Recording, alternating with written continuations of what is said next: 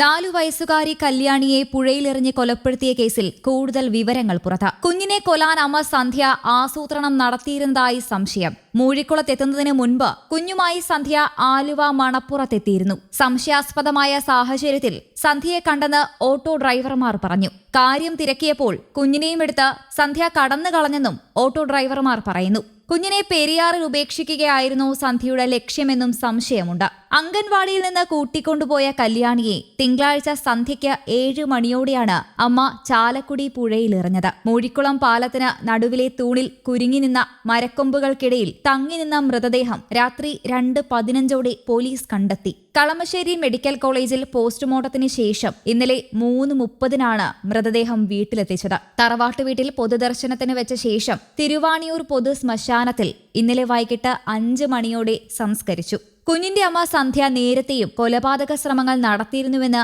അയൽവാസിയും ബന്ധുവുമായ അശോകൻ പറഞ്ഞു. സന്ധ്യ അധികം ആരോടും സംസാരിക്കുന്നയാളല്ല. കുട്ടികളെ ടോർച്ചുകൊണ്ട് തലയ്ക്കടിച്ചിട്ടുണ്ട്.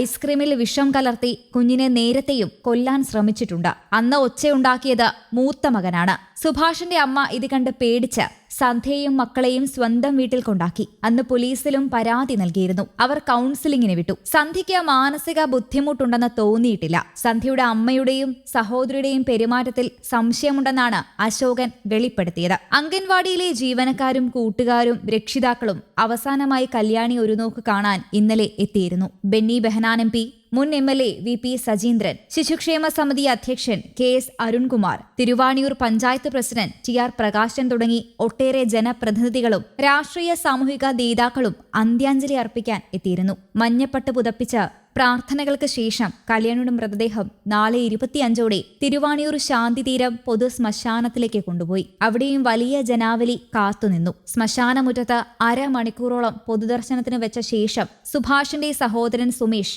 കല്യാണിയുടെ മുഖം മൂടി. സുഭാഷിന്റെ മറ്റൊരു സഹോദരൻ സുഹാഷ് ചിതയ്ക്ക് തീ കൊളുത്തി. തിങ്കളാഴ്ച വൈകിട്ടാണ് കല്യാണി അമ്മ അംഗൻവാടിയിൽ നിന്ന് കൂട്ടിക്കൊണ്ടുപോയി മൂഴിക്കുളം പാലത്തിൽ നിന്ന് ചാലക്കുടി പുഴയിലേക്ക് എറിഞ്ഞ് കൊലപ്പെടുത്തിയത്.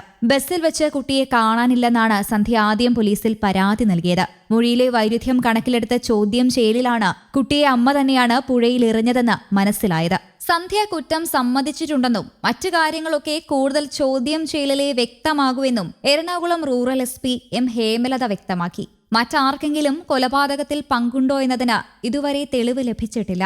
സന്ധ്യ ഇന്ന് കോടതിയിൽ ഹാജരാക്കും. സന്ധ്യ പറയുന്ന കാര്യങ്ങളിൽ അവ്യക്തതയുണ്ടെന്നാണ് SP പറയുന്നത്. ബന്ധുക്കളും അയൽക്കാരും ഉൾപ്പെടെയുള്ളവരിൽ നിന്ന് മൊഴിയെടുക്കുമെന്നും അതിനുശേഷം മാത്രമേ കൊലപാതകത്തിലേക്ക് നയിച്ച കാര്യങ്ങൾ പൂർണ്ണമായി മനസ്സിലാകൂ എന്നും അവർ പറഞ്ഞു. വീട്ടിലെ പ്രശ്നങ്ങളാണോ കുഞ്ഞിന്റെ കൊലപാതകത്തിലേക്ക് നയിച്ചത് എന്നറിയാൻ കൂടുതൽ മൊഴികൾ രേഖപ്പെടുത്തേണ്ടതുണ്ടെന്ന് SP പറഞ്ഞു. സന്ധ്യയെ വൈദ്യ പരിശോധനയ്ക്ക് വിധേയമാക്കുമെന്നും മാനസികാരോഗ്യ പരിശോധന അടക്കമുള്ളവ ഡോക്ടർമാരുടെ നിർദ്ദേശത്തിന്റെ അടിസ്ഥാനത്തിലായിരിക്കുമെന്നും SP പറഞ്ഞു. News desk Kerala Kaumudi.